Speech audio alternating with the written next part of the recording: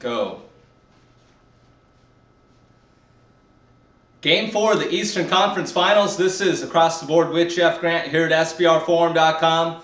Tuesday night NBA action with the Miami Heat taking on the Indiana Pacers at Bankers Life Fieldhouse. Opening tip scheduled for 8:30 Eastern Time on TNT. The Heat open up as 2-point road favorites. That number has risen as high as 3 in the betting market, while the total stands at 184.5 at SBRodds.com.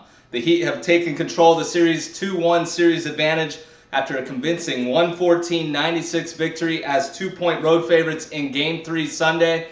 Miami shot the lights out, scoring 70 points in the first half, finishing 63% shooting in the opening 24 minutes and turning the ball over just a single time. 5-0 straight up and against the spread on the road during the postseason, and the Heat have become the first team to win 5 consecutive playoff games in a single postseason by double digits in league history. 15 total playoff wins since 2011. That's basically the span with Chris Bosh and LeBron James joining Dwayne Wade in South Beach. That is the most road wins in the playoffs during that span. When you look at Indiana, 6-1 straight up and against the spread at home during the 2013 NBA playoffs. They're going to need forward Paul George to get more aggressive on the offensive end and continue with strong play. He is averaging 19.4 points per game in the playoffs, but he was limited to 13 points in Game 3. In 21 7-game series in franchise history, Indiana has gone into Game 4 with a 1-2 record 7 times.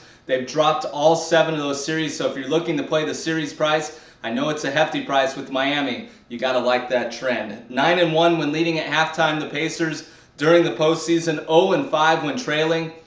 7-0 when leading after the first quarter, while 1-6 record when trailing after the first 12 minutes. So a few trends to keep an eye on if you're going to be live betting Tuesday night's game featuring Miami and Indiana.